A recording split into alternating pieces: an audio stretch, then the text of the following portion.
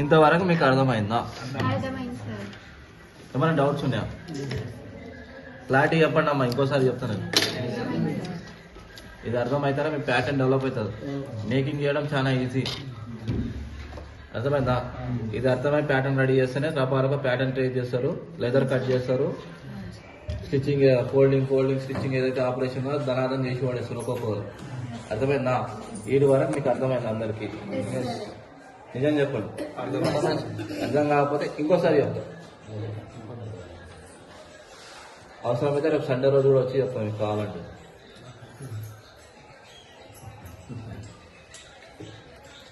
ఏమైనా డౌట్స్ ఉన్నాయి లేదా? ఉంటే అడగండి. ఇంతవరకు మీకు అర్థమైందా? ఏమైనా డౌట్స్ ఉన్నాయి?